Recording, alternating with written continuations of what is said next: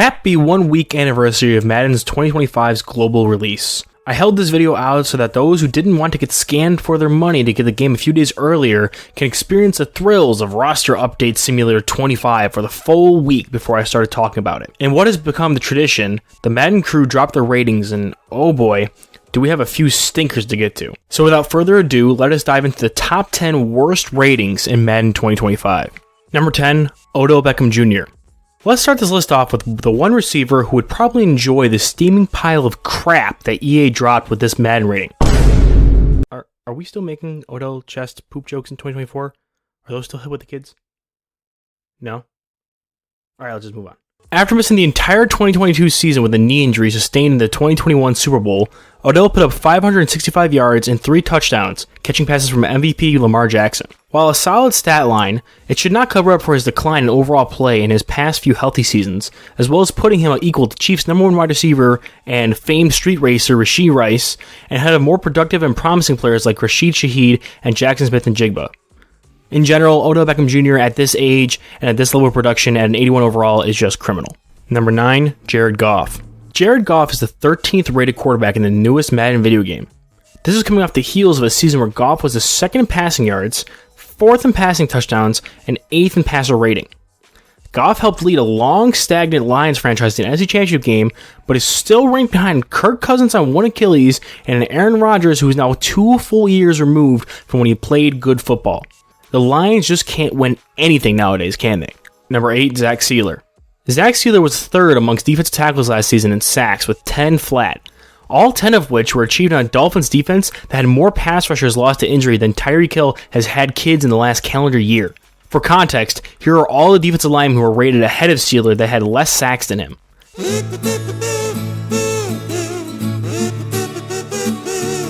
Number 7, Mike Williams. The New York Jets saw their quarterback go down with a season-ending injury in the first week of the season and decided to be your financially irresponsible uncle and double it all on black. Mike Williams is one of the most notorious glass cannons in the current NFL. When he's healthy, he can be a high-end number 2 receiver. Except, I thought that, but only twice in his career has he ever topped 1,000 yards receiving. But he's been hurt, Jets fans will cry from their windows over their $3,000 one-bedroom apartments. Which is part of the problem, but in seasons where he played 16, 15, and 13 games, he still couldn't hit that mark. 2 seasons ago, with a healthy Justin Herbert, Williams caught 4 touchdown passes in 13 games played. In reality, Williams is less a glass cannon and more a paper tiger being asked to light the candles on his quarterback's 1-year anniversary cake of his darkness retreat. With a flamethrower. While being soaked in gasoline. And don't even get me started on Tyron Smith! Number 6, Matt Stafford. Jared Goff is underrated by Madden because the stats say so. However, you can argue he was not instrumental in changing that entire Lions culture and offense single-handedly, and is more of a game manager than a superstar quarterback. Matt Stafford, on the other hand, was the driving force behind an offense that had a banged-up Cooper Kupp, a 5th-round rookie wide receiver, and a revelation at running back in Kyren Williams, who also missed time with injury in the middle of the season. You shouldn't be able to turn on the TV or one of the thousands of NFL podcasts and hear Stafford be brought up in the conversation of being in the top 10 to 5 quarterback range, and then turn around and see him rated 2 points lower than Brock Purdy in Madden. Number 5, Rachaad White. If you don't know Rachaad White, he was a starting running back for the Tampa Bay Buccaneers and was 10 yards short of rushing for 1,000 yards last season. He was 3rd on his own team in receiving yards with 550 and was a big part in the Bucs having a strong first season post the Tom Brady era. And now, let's just take a look at what other running backs are rated the same as him. Gus Edwards, solid. Didn't have the overall production White had, but was a touchdown machine. Makes sense. Now what about... Oh God. Oh, God! Number 4, Puka Nacua. As a 5th-round rookie, Puka Nacua set the NFL record for receiving yards by a wide receiver in his first year. He did this despite being forced into being the number 1 receiver when Cooper Kupp got hurt and having the 12th best quarterback in the league according to Madden. This record has stood since 1960, however, some have come close to breaking it. In 2014, Odell Beckham Jr. had 1,305 yards and saw his Madden rating go from a 75 to a 94 overall. In 2020, Justin Jefferson had 1,400 receiving yards and went from a 74 to an 87 overall. In 2021, Jamar Chase had 1,455 receiving yards and went from a 75 to an 87 overall. Puka Nacua, after putting up 1,486 yards, went from a 67 overall when Madden 24 released up to an 83 overall at the end of the Madden cycle. and debuted in Madden 25 at 84 overall. He shares the same rating as Gabe Davis, Christian Kirk, and Cortland Sutton. Number 3, a whole bunch of Buffalo Bills bullshit. This is my Bills fan rant for the episode, but I'll make it quick with some hard numbers and get out to number 2. 3-time consecutive Pro Bowler Deion Dawkins comes in at an 84, which puts him at the 20th best offensive tackle in the NFL. Terrell Bernard became the Bills' starting middle linebacker and was one of the top performers for a top 10 defense in the NFL, and he was given a 74 rating, which makes him the 4th highest rated linebacker on his own team, behind Nicholas Moreau and Deion Jones. And finally, Dalton Kincaid, who set a franchise record for receptions by a rookie tight end, which was also good for the 4th most by a rookie tight end in their first season in the NFL history. That feat was good enough to land him a rating of 80 overall. Pretty nice, right?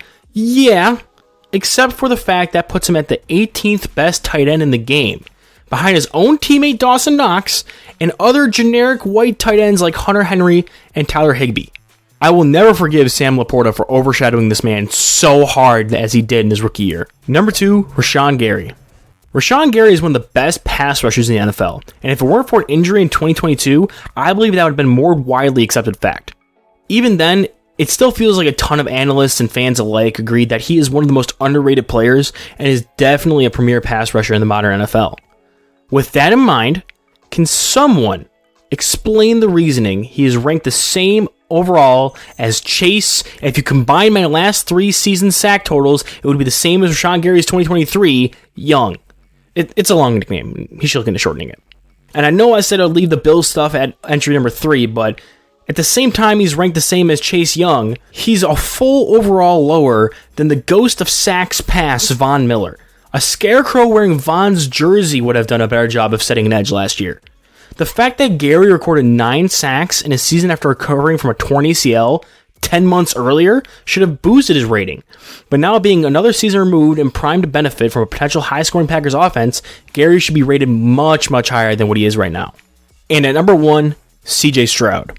We've seen NFC champion game managers not be given credit. We've seen arguably a top 5 quarterback be rated lower than Kirk Cousins and a vice president on ayahuasca. But now behold, the single greatest statistical rookie quarterback season ever, put on a gridiron, results in a jump of 8 rating points to being ranked quarterback 14.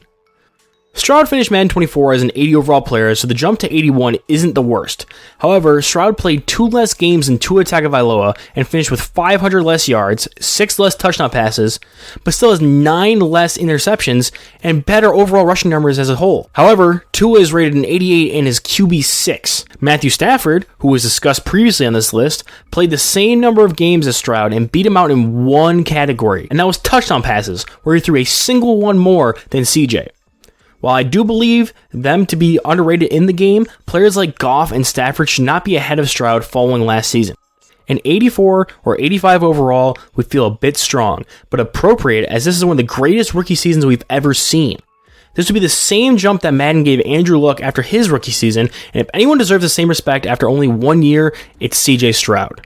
Hopefully you enjoyed that look into the most absurd Madden ratings in the newest game by Electronic Arts.